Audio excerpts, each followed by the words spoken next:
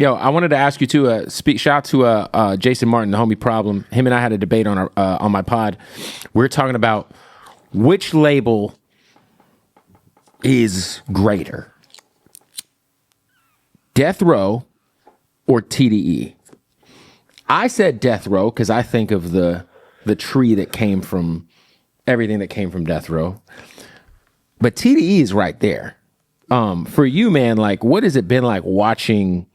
Just like even another like West Coast label, just even being in that conversation. Like, well, first of all, let me say this: Top is my guy. I love him. I watched his hustle, his climb to where he got to, getting his artists together, assembling all of that talent, putting the gangs to the back, putting the talent to the front, keeping that family vibe, making sure everybody supports each other, keeping a legit, clean business, non-violent. Top deserves a lot of respect. Been clean, been righteous, got his boys working with him, got his kids involved. Oh, his sons are helping with the label. Come on, man. Like, this needs to be commended. Does the annual Christmas event that is beautiful, peaceful. Yeah. They did the walk in Compton where it was beautiful. Like, things that he does is overshadowed sometimes by the music and the things that his artists do, but it's got to be a backbone and a foundation to this. And he watched for many years label executives mishandle power and abuse artists and do things the wrong way. So he just practices the great way of doing business. That's why I love him and appreciate him and support him. And he got my back and I got his back when it comes to anything musically, community-wise. And that needs to be commended as far as what he does, as far as assembling and keeping his business legit. You never hear no smut, nothing negative about T.D.E. He don't have that backlash of Death Row that I had to take on and get rid of. So naturally, yes, you would say that T.D.E.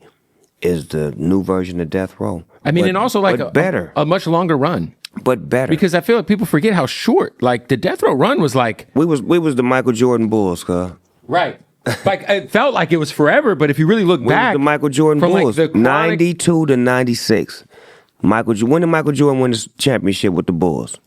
It was 90, 91 was the first one, right? Mm-hmm. And then to 93, and then, yeah, I mean, two three-peats, yeah.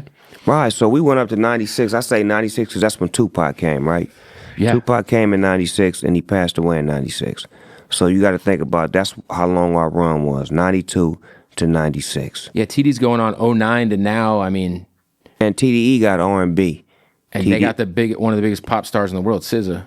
And they got that new girl, She's a superstar. Like they keep hitting you upside the head with shit. Ab-Soul, motherfucking Schoolboy Q, J-Rock. Sir, we mentioned Sir. Sir, Inglewood, yeah. Sir. Like, they just flooding the game, and it's like, you got to commend that. Ray Vaughn, too. He's from Long Beach. So we, at Death Row, we look up to them as opposed to the other way around and how it used to be. It used to be they'd look up to us because we was the big fish in a small pond. Now it's like they setting the bar, setting the trend. The things that his artists and what they're doing is things that I can follow and do for my artists and for myself. That's what the game is about, learning and getting information and not being too big to ask. I called Kendrick maybe a year and a half ago when I was overseas and I had watched him perform at the Paris. He had did a show in Paris on Amazon. And I was so fucking intrigued with his show and his showmanship and the way he had his shit together. I hit Terrence Martin. I said, cuz, give me K-Dot number. He gave me his number and I called cuz. I said, man, how the fuck did you do that show, man? What I got to do to make my show like that? And he gave me some simple shit about, like, just keep doing the shit you do.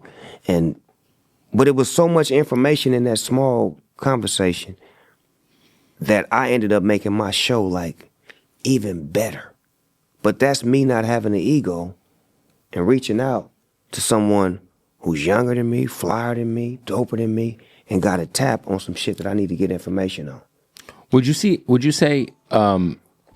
because I feel like that is one thing about you, Snoop, is it feels like you are, like, as big as you are and as legendary as you are, you're like, you have a lot of humility. Like, you're willing to, like, step aside from your ego. Would you say that, like, that is a key to longevity? Yeah, whatever you put out is what you're gonna get.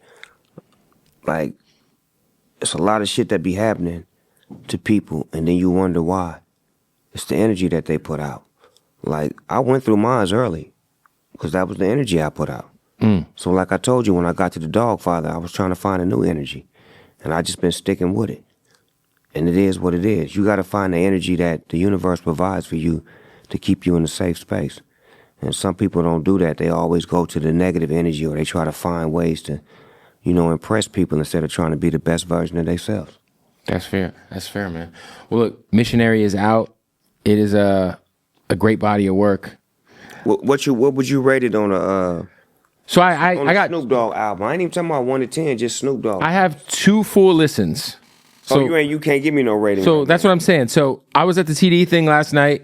I came to your event. You was mixed up. You had all that good music. Well, so on my way to your event, you was DJing at the T.D.E event. Well, I came to your thing last night. So on my way to your thing, I listened. By the way, you DJing first at the T.D.E event when you walked in. Kev, you was rocking. You had the party rocking. Then the stage got surrounded, and I couldn't see you no more. This was crazy. Forrest Whitaker caught a crazy stray on the album. By the way, he said it's uglier than Forrest Whitaker. I said, damn. It's the only boy that rhymed. When he's in the room discussing it, he was like, "What rhyme with that?" "Oh, Forrest Whitaker." "Okay, let's go." I would say, dude, I would say this, like, it would be just, I can't really give like a serious rating off it because even like on our way over here, listening to it for a third time, it just felt good. It's one of them things that's gonna grow on you. I think all the great albums do. That's what I was about to say. The Chronic album, yeah, it became, when it first came out, G-Thing, it had to grow. G-Thing had to grow. Then, Dre Day, it grew a little bit more. By the time he got to Let Me Ride, motherfuckers had lived with the album, and they had understood what it was about. So then when we get to Doggy Style, that's where all the expectation and anticipation, because you didn't heard all this great shit. This has been so many years separated from me and Dr. Dre, so you expecting Snoop and Dre, but you ain't heard it in so long, you don't even know what the fuck it is. Yeah, because it's new too. And it's always been new. We've never been what they are. Yeah. Think about the records that we've done. They've never sounded like anything that was out that year, and they've never been in the world of that's. I think that's just kind of, I think even like Sensual Seduction is like, no one has ever made a song like that since or before. Shout out to Shorty Red for writing that record for me. Such a great fucking record. He wrote it for himself, but then he said, I don't want to sing this record. What you think? You want it? I said, nigga, I'm gonna, mic check, I'm gonna, Figaro.